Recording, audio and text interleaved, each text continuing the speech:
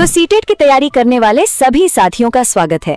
चलिए आज science pedagogy के उन 10 सवालों की तैयारी करते हैं जो एग्जाम में बहुत अहमियत रखते हैं। अगर लक्ष्य पक्का है तो ये विश्लेषण बहुत काम आने वाला है। क्या साइंस पेडागोजी में 10 में से 10 का स्कोर लाना है? तो बस अगले कुछ मिनटों में हम उन सारे जरूरी कॉन्सेप्ट्स, टैग वर्ड्स और पिछले सालों के क्वेश्चन पैटर्न को समझेंगे जिनसे सफलता मिलनी ही मिलनी है। तो चलिए शुरू करते हैं। हमारा सबसे पहला और सबसे जरूरी टॉपिक है विज्ञान की प्रकृति। इसे समझना बहुत जरूरी है क्योंकि पेडागोजी के जितने भी दूसरे कॉन्सेप्ट्स हैं ना, वो सब इसी नींव पर खड़े हैं। तो आखिर ये विज्ञान है क्या? देखिए, ये सिर्फ कुछ फैक्ट्स की लिस्ट नहीं है, ये डायनामिक है, मतलब हमेशा बदलता रहता है। आज जो सच है हो सकता है कल नई खोज के बाद वो बदल जाए। ये एक सामाजिक काम है और सबसे खास बात, विज्ञान शक करना सिखाता है। मतलब किसी भी बात को आंख बंद करके मत मानो, सबूत मांगो। ये असल में ज्ञान बनाने का एक प्रोसेस है जिसे हम एक्सपेरिमेंट से साबित कर सकते हैं। और हाँ, ये वैल्यू न्यूट्रल होता है, यानी ये सही गलत नहीं बताता, बस ये बताता है कि क्या है। अच्छा, एक कंफ्यूजन जो अक्सर होता है, साइंटिफिक लॉ और साइंटिफिक थ्योरी के बीच का फर्क। इसको ऐसे समझिए, लॉ यानी नियम बस ये बताता है कि कोई चीज क्या है। जैसे न्यूटन का गुरुत्वाकर्षण का नियम बताता है कि सेब नीचे गिरता है, लेकिन थ्योरी यानी सिद्धांत ये समझाता है कि वो चीज क्यों हो रही है। जैसे आइंस्टाइन की थ्योरी ऑफ रिलेटिविटी समझाती है कि गुरुत्वाकर्षण कैसे काम करता है। नियम बदलना बहुत मुश्किल है, पर थ्योरी नए सबूतों के साथ बदल सकती है। चलिए अब आगे बढ़ते हैं अपने अगले टॉपिक पर, एनसीएफ 2005 यानी नेशनल करिकुलम फ्रेमवर्क 2005। ये एक बहुत ही जरूरी डॉक्यूमेंट है जो भारत में साइंस टीचिंग का रास्ता तय करता है। एनसीएफ 2005 के हिसाब से अच्छी साइंस की पढ़ाई में 5 तरह की वैलिडिटी यानी वैधता होनी चाहिए। पहली है कॉग्निटिव, मतलब जो भी पढ़ाया जा रहा है वो बच्चे की उम्र और समझ के हिसाब से हो। दूसरी कंटेंट वैलिडिटी, यानी जानकारी वैज्ञानिक तौर पर बिल्कुल सही हो। तीसरी प्रोसेस वैलिडिटी, जिसमें सिर्फ रटने पर नहीं बल्कि खुद करके सीखने यानी एक्सपेरिमेंट पर जोर हो। चौथी हिस्टोरिकल, जो बताए कि विज्ञान समाज के साथ कैसे विकसित हुआ। और पांचवी एथिकल, जो बच्चों में ईमानदारी और निष्पक्षता जैसे गुण पैदा कर। ठीक है, तो जो कुछ भी हमने अभी सीखा है उसे इस्तेमाल करके देखते हैं। चलिए एनसीएफ 2005 पर आधारित पिछले साल का एक सवाल हल करते हैं। सवाल ये है, 6ठी क्लास की एक किताब में 8वीं क्लास की फिजिक्स के मुश्किल कॉन्सेप्ट्स दिए गए हैं। एनसीएफ 2025 के अनुसार यहाँ किस वैधता का उल्लंघन हो रहा है? ऑप्शन है A content, B cognitive, C historical या डी एथिकल। जरा सोचिए इसका जवाब क्या हो सकता है। और सही जवाब है ऑप्शन बी कॉग्निटिव वैलिडिटी। बिल्कुल सही सोचा। तो ये सही क्यों है? क्योंकि कॉग्निटिव वैलिडिटी का मतलब ही यही है कि सिलेबस बच्चे की उम्र और दिमागी लेवल के हिसाब से होना चाहिए। अब 6ठी क्लास के बच्चे को 8वीं क्लास की चीजें पढ़ाएंगे तो ये सीधे सीधे इसी नियम के खिलाफ है। बाकी ऑप्शन यहाँ फिट नहीं बैठते। अब बात करते हैं विज्ञान पढ़ाने की अलग अलग तरीकों की, मतलब वो कौन से अप्रोच हैं जो सबसे अच्छे माने जाते हैं। और आज के जमाने में चाइल्ड सेंट्रिक यानी बाल केंद्रित तरीकों पर इतना जोर क्यों दिया जाता है? इन्हीं तरीकों में से एक है 5E मॉडल। ये एक बहुत ही जबरदस्त टूल है क्योंकि इसमें बच्चे खुद अपना ज्ञान बनाते हैं। इसके 5 स्टेप्स हैं।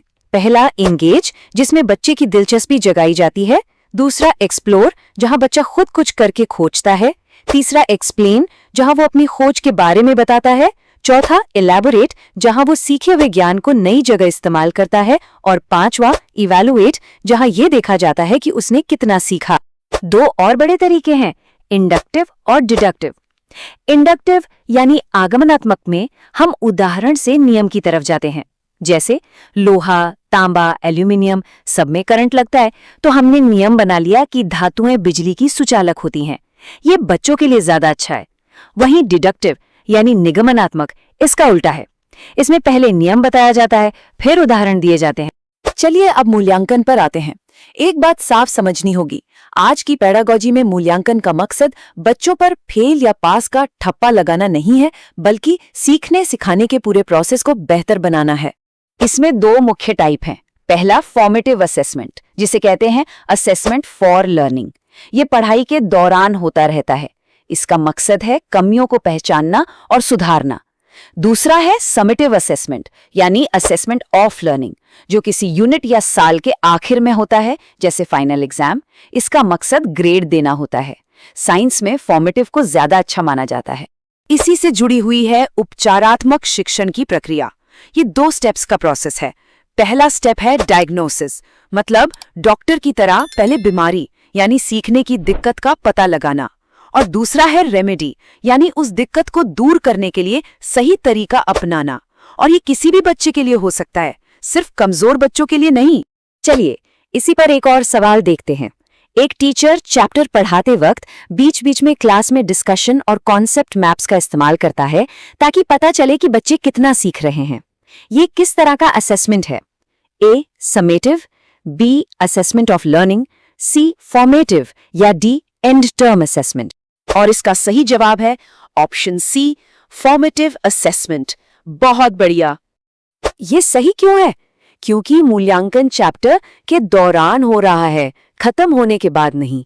और जो तरीके इस्तेमाल हो रहे हैं, जैसे डिस्कशन या कॉन्सेप्ट मैप, उनका मकसद ही लगातार फीडबैक देना है।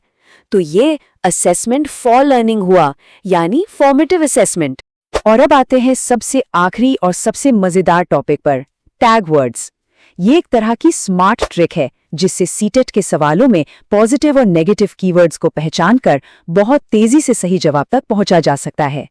तो ये हैं कुछ पॉजिटिव टैग वर्ड्स, जैसे कि सक्रिय सहभागिता, करके सीखना, मुक्त अंत वाले प्रश्न, पूछताछ या खोज, रोज की जिंदगी से जोड़ना, समावेशी शिक्षा और वैज्ञानिक स्वभाव।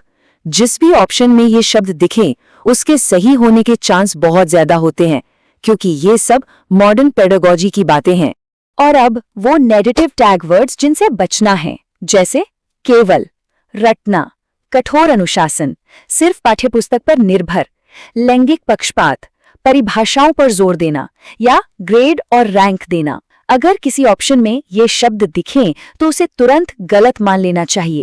इस पूरी बातचीत का निचोड़ एनसीएफ 2005 की इस एक लाइन में है, अच्छी विज्ञान शिक्षा वो है जो बच्चे के प्रति सच्ची हो, जीवन के प्रति सच्ची हो और विज्ञान के प्रति सच्ची हो।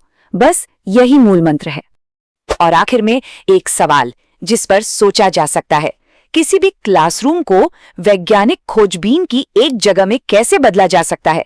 इस पर जरूर सोचिएगा। आने वाले एग्जाम के लिए ढेर सारी शुभकामनाएं।